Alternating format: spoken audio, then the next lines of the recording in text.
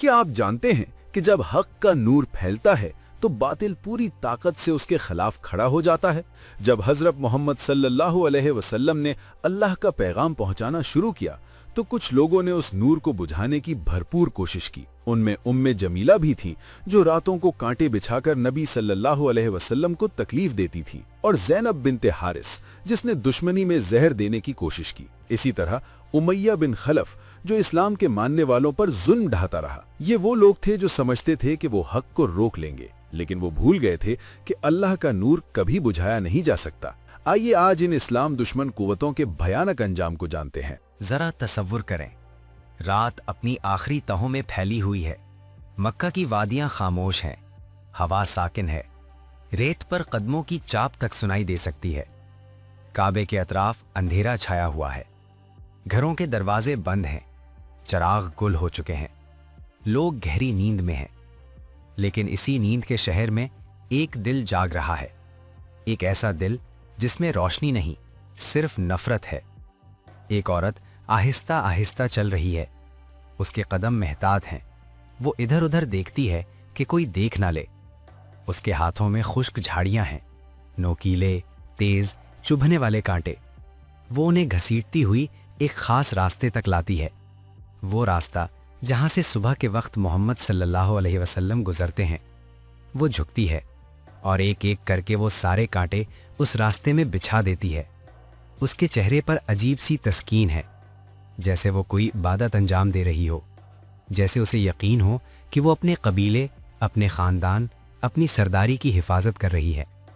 लेकिन हकीकत में वो अपने अंजाम की बुनियाद रख रही थी।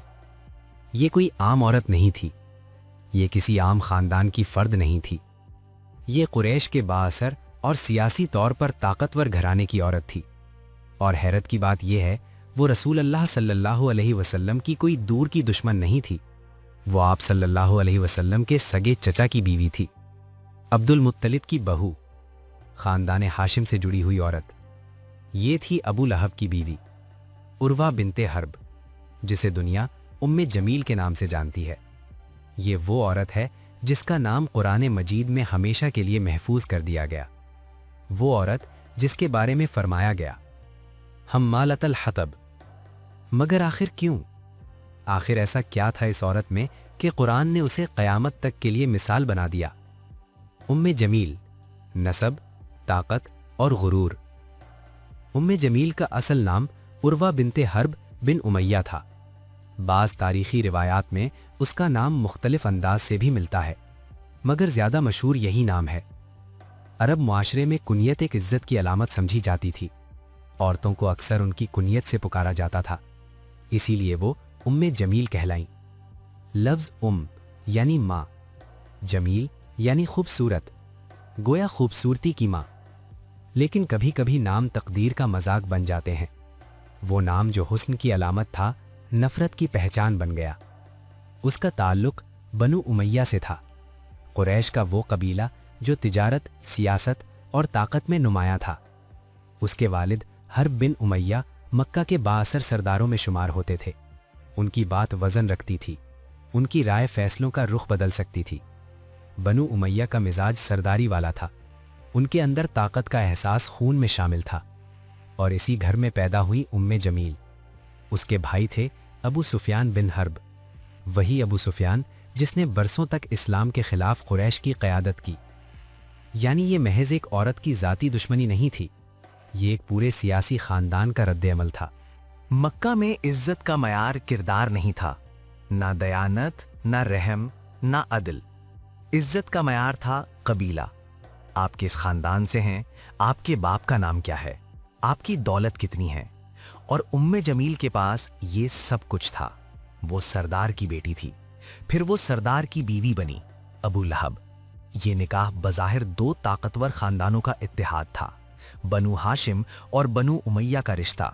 लेकिन वक्त ने इस रिश्ते को मोहब्बत के बजाय दुश्मनी का जरिया बना दिया।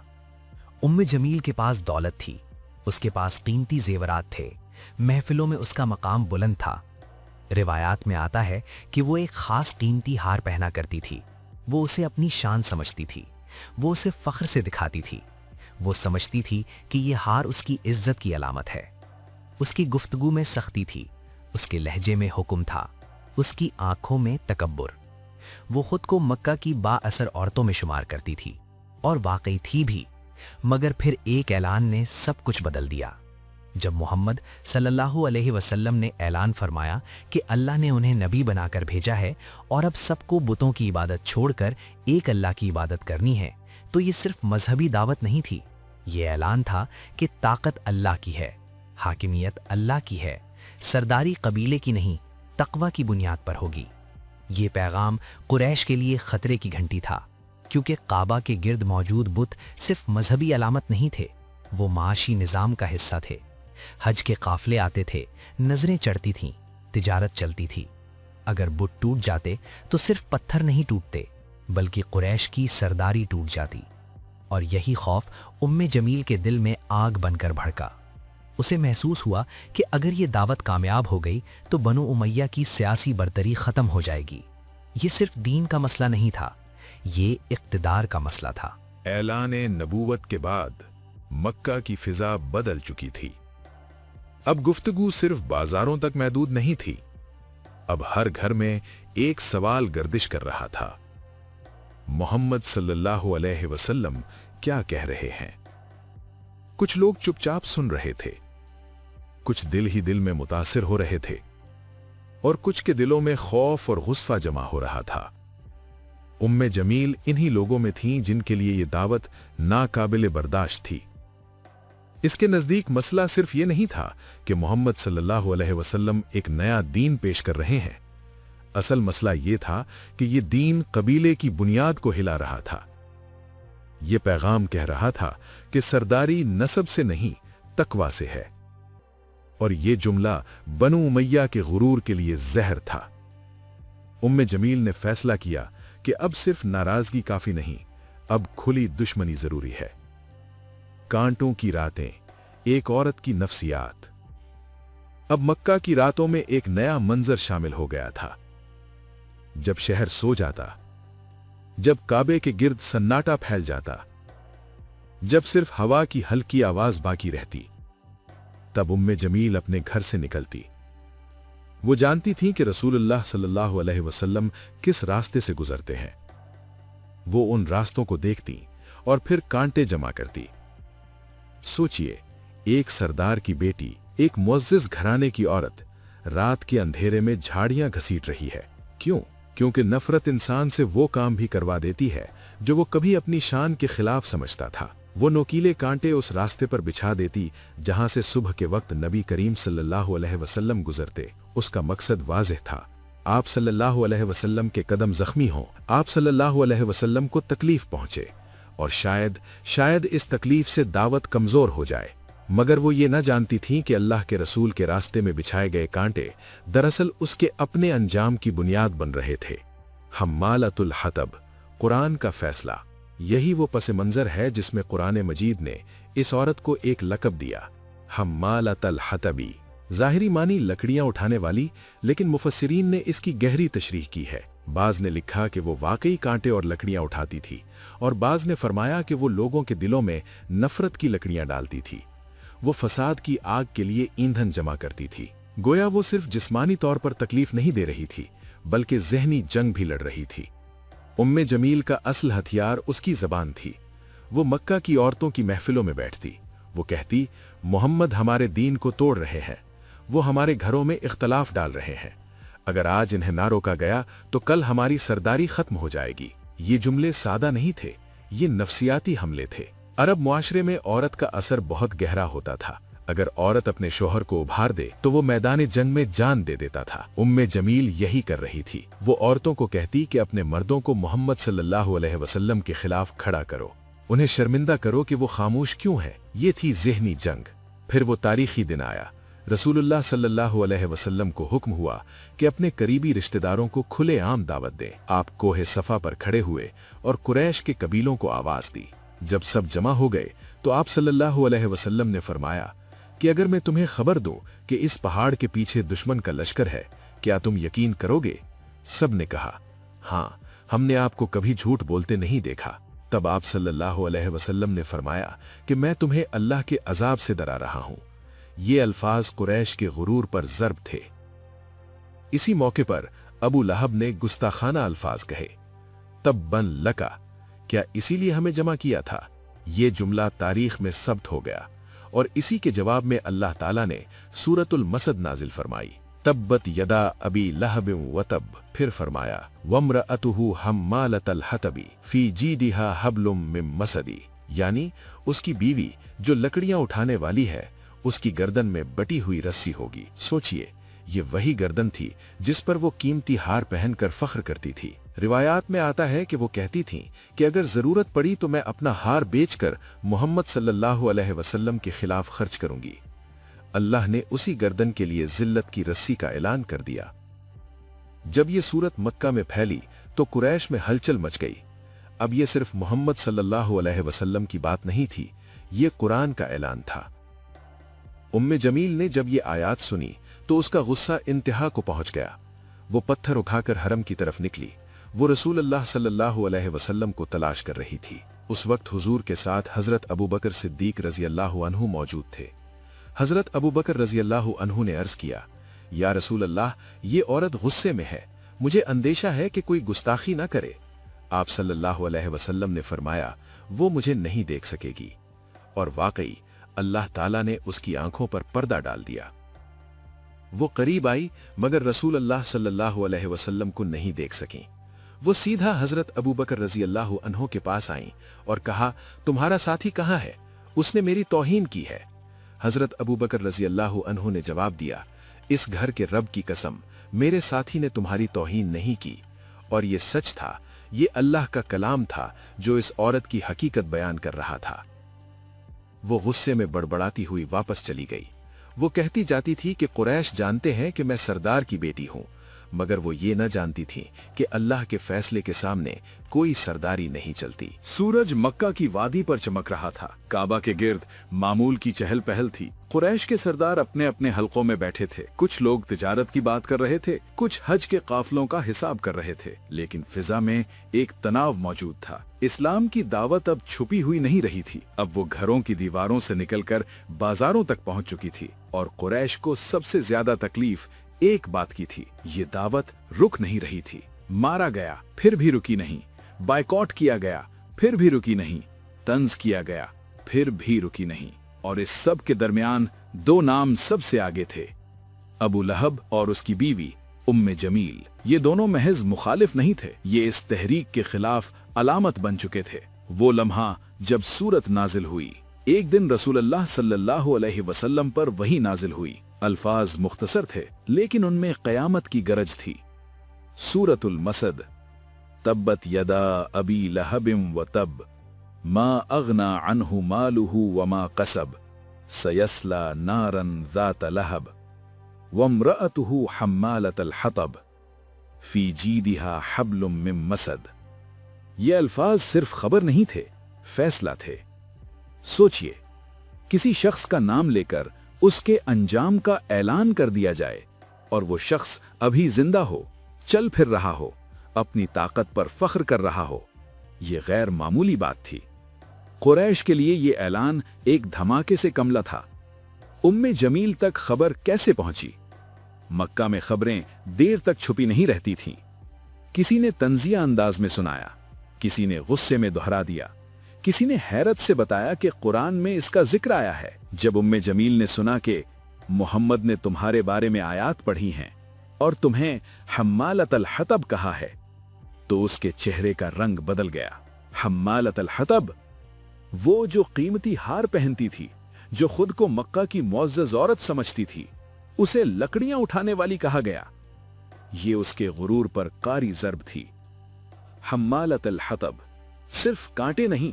अक्सर लोग समझते हैं कि यह लक़ब सिर्फ इसलिए था कि वो कांटे बिछाती थी, लेकिन इसमें गहरा मानी है। अरब मुहावरे में लकड़ियां उठाने वाले उस शख्स को भी कहते थे जो लोगों में आग लगाए, झूठ फैलाए, नफरत की चिंगारी भड़काए, रिश्तों को तोड़े।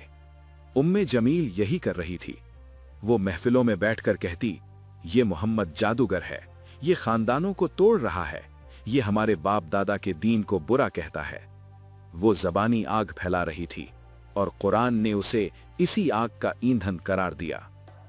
फी जीदिहा हब्लुम मिन मसद, हार या रस्सी। रिवायात में आता है कि उसने कहा था, मैं अपना कीमती हार बेचकर मोहम्मद की दुश्मनी में खर्च करूंगी। वो हार जिस पर उसे फख्र था वही क़यामत के दिन रस्सी बन जाएगा। कुरान कहता है, उसकी गर्दन में खजूर की रस्सी होगी। क्या ये महज सजा का बयान है या एक अलामती इंसाफ?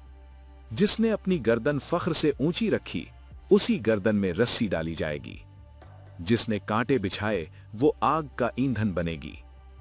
अंजाम, ऐलान और तकमील। वक्त गुजरता रहा, इस्लाम बढ़ता रहा। अबू लहब ने अपनी दुश्मनी नहीं छोड़ी, उम्मे जमील ने अपनी जुबान नहीं रोकी। लेकिन फिर वो वक्त आया जब दोनों दुनिया से रुखसत हुए।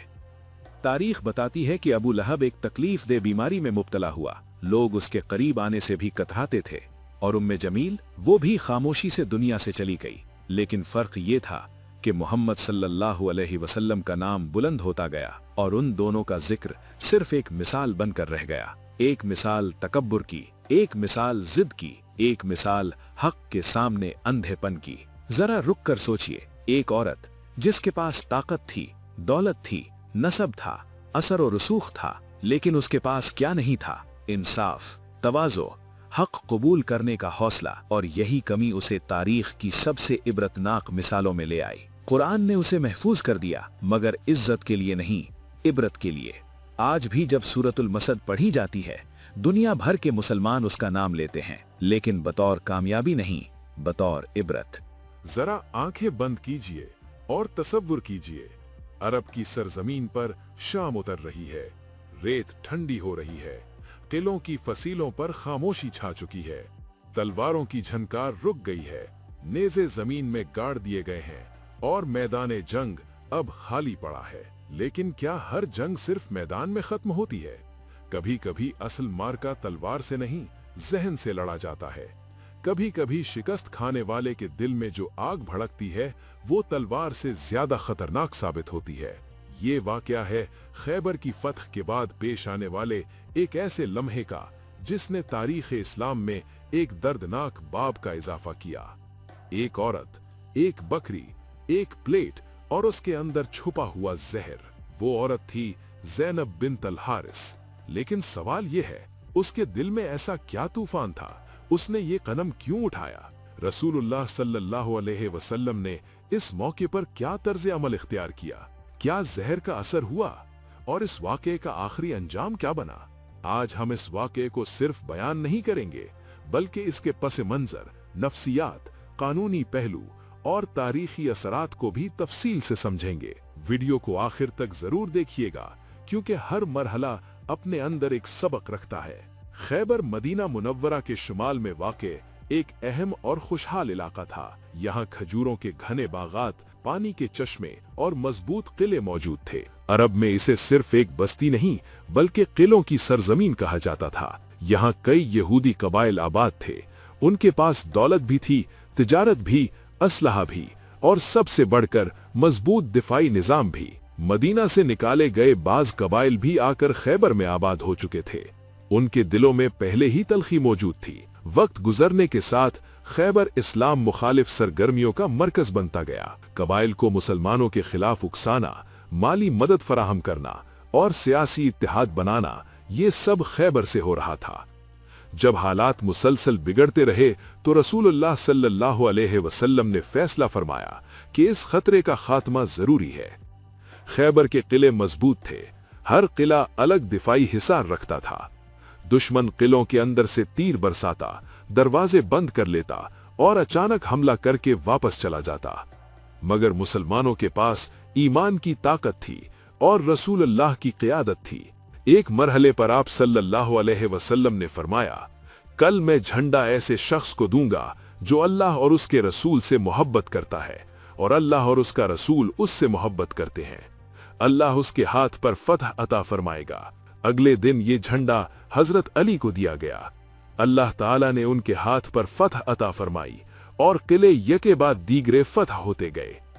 ये सिर्फ फौजी कामयाबी नहीं थी, बल्कि सियासी और माशी लिहाज से भी एक अहम मोड़ था। फतह के बाद मुकम्मल तबाही नहीं की गई। मुआहिदा तय पाया कि मकामी लोग जमीनों पर काम जारी रखेंगे और पैदावार का एक हिस्सा मुसलमानों को देंगे। ये फैसला अदल और तवाज़न पर मबनी था, लेकिन हर दिल इसे कबूल करने को तैयार न था। जब कोई कौम शिकस्त खाती है तो उसके सामने दो रास्ते होते हैं, या वो हकीकत को कबूल करके नए हालात के मुताबिक खुद को ढाल ले, या वो दिल में नफरत पाल ले। खैबर में भी यही हुआ। कई लोग सुलह पर आमादा हो गए, लेकिन कुछ दिलों में गुस्सा, दुख और इंतकाम की आग सुलगती रही। इन्हीं दिलों में एक दिल ज़ैनब बिन्त अल हारिस का भी था। बाज रिवायात के मुताबिक उसके करीबी अजीज जंग में मारे गए थे।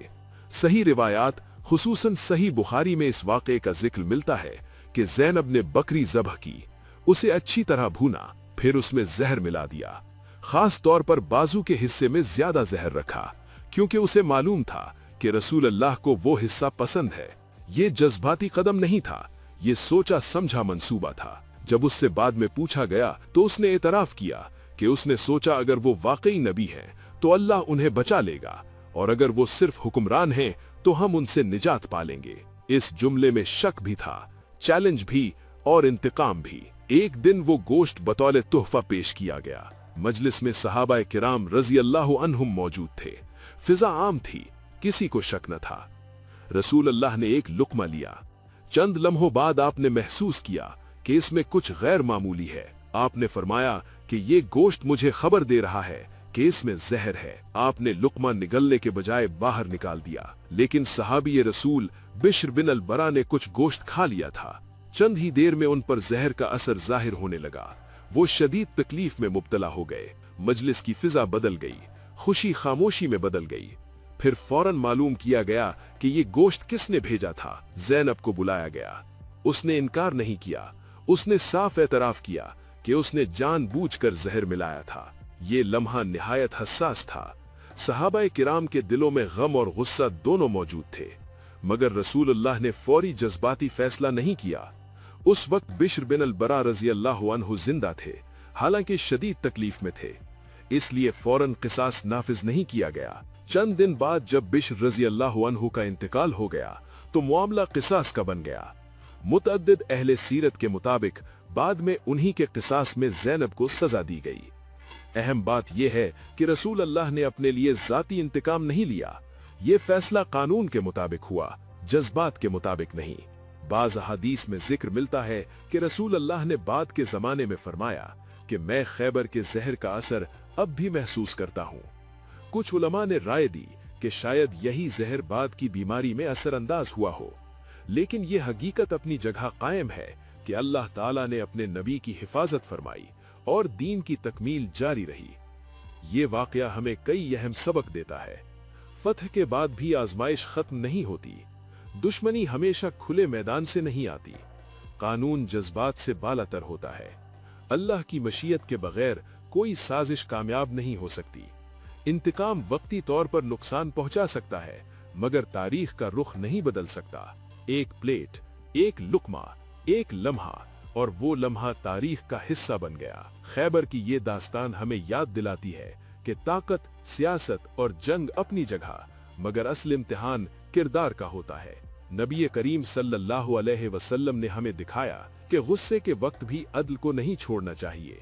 जाती तकलीफ के बावजूद कानून को मुकद्दम रखना ही हकीकी क़ियादत है। नफरत वक्ती तौर पर नुकसान पहुंचा सकती है, मगर हक का चिराग बुझाया नहीं जा सकता। जरा आंखें बंद करें और अपने जहन में एक मंजर बसाएं। तपता हुआ मक्का, रेत के जर्रों से उठती हुई गर्मी, सूरज की ऐसी शिद्दत जैसे आग बरस रही हो, और काबा के गिर्द एक ऐसा माहौल जहां ताकत, गुरूर और बरतरी की सांसें महसूस होती थीं।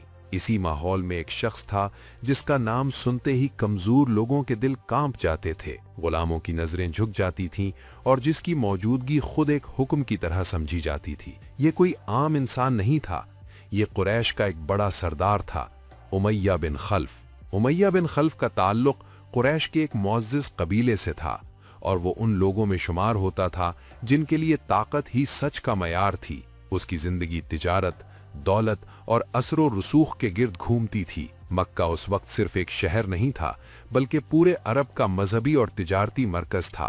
काबा के गिर्द मुख्तलिफ कबाइल के बुत रखे गए थे और हर कबीला अपने अपने अकीदे के साथ यहाँ आता, कुर्बानियां देता, बाजार लगते, तिजारत होती और यूं कुरैश की हैसियत मजबूत होती जाती।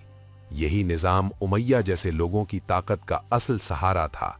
उमैया के लिए मजहब महज इबादत का नाम नहीं था, बल्कि एक ऐसा निजाम था जो उसकी सरदारी को कायम रखता था। वो जानता था कि अगर ये निजाम बदल गया तो उसकी ताकत, उसकी पहचान और उसकी बरतरी सब खतरे में पड़ जाएगी। इसीलिए जब मक्का में एक नई आवाज उठी, अल्लाह एक है, तो ये सिर्फ एक मजहबी दावत नहीं थी, बल्कि उमैया के लिए खतरे की घंटी थी। ये आवाज नबी करीम सल्लल्लाहु अलैहि वसल्लम की थी, जो लोगों को एक अल्लाह की इबादत की तरफ बुला रहे थे, इंसाफ, बराबरी और रहम का दर्स दे रहे थे। ये पैगाम मक्का के कमजोर लोगों के लिए उम्मीद की किरण बन गया। गुलाम, यतीम, गरीब, वो सब लोग जो हमेशा दबाए गए थे, इस पैगाम में अपनी इज्जत देखने लगे। लेकिन यही पैगाम उमैया बिन खल्फ जैसे लोगों के लिए नाकाबिले बर्दाश्त था, क्योंकि ये इनके गुरूर और इक्तिदार को चैलेंज कर रहा था। इब्तिदा में उमैया ने इस दावत को मामूली समझा।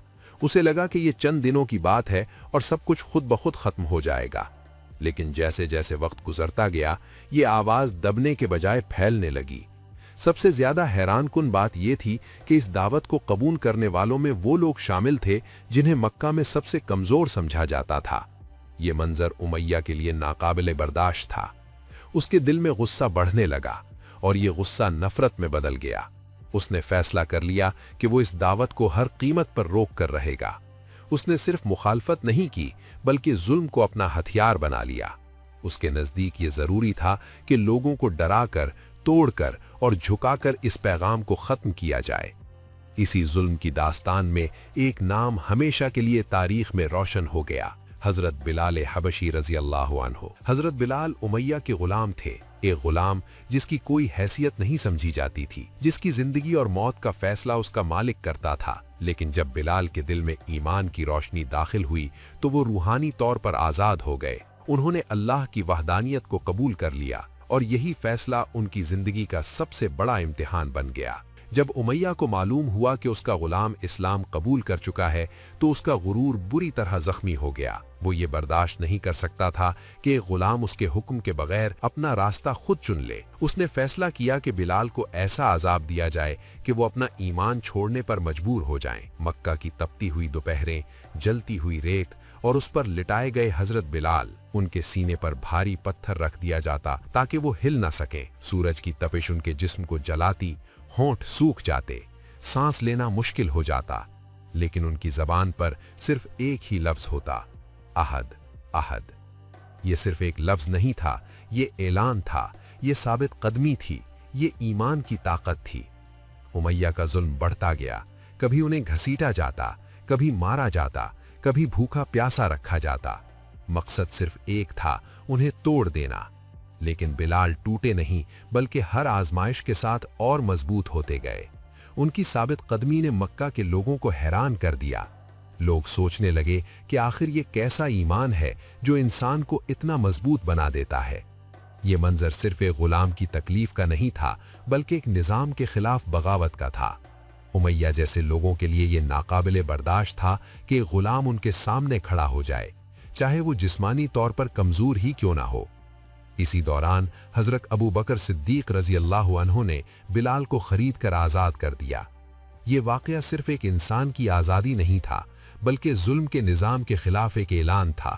उमैया के लिए ये मजीद जिल्लत का बायस बना, क्योंकि वो जिसे तोड़ना चाहता था वो न सिर्फ कायम रहा बल्कि आजाद भी हो गया।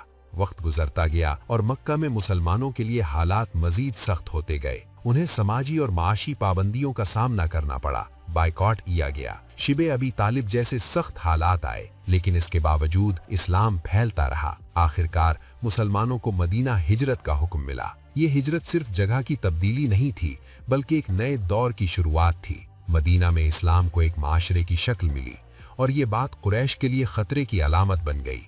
उन्हें एहसास हो गया कि अगर इस दावत को न रोका गया तो उनकी ताकत हमेशा के लिए खत्म हो जाएगी। इसी खौफ के तहत कुरैश ने जंग की तैयारी शुरू की और फिर वो दिन आया जो तारीख में हमेशा के लिए सब्त हो गया, जंग बद्र। कुरैश का लश्कर गुरूर के साथ निकला। तादाद ज्यादा थी, सामान ज्यादा था और उन्हें अपनी फतह का यकीन था। उमैया बिन खल्फ भी इसी गुरूर के साथ मैदान में आया। उसे यकीन था कि आज वो इस तहरीक को हमेशा के लिए खत्म कर देगा। लेकिन बदर का मैदान कुछ और ही फैसला लेकर आया। जंग शुरू हुई और आहिस्ता आहिस्ता हालात बदलने लगे। मुसलमानों की तादाद कम होने के बावजूद उनके हौसले बुलंद थे। वो अल्लाह पर भरोसा रखते थे और यही भरोसा उन्हें मजबूत बना रहा था। दूसरी तरफ कुरैश की सफें टूटने लगी। एक एक करके बड़े बड़े सरदार गिरने लगे। उमैया जो कभी दूसरों को डराता था, आज खुद खौफजदा था। वो इधर उधर देख रहा था, बचने का रास्ता तलाश कर रहा था। उसके दिल में पहली बार ये एहसास पैदा हुआ कि शायद आज वो बच न सके। इसी दौरान हजरत अब्दुर्रहमान बिन औफ रजी अल्लाह अन्हु ने उसे पकड़ लिया।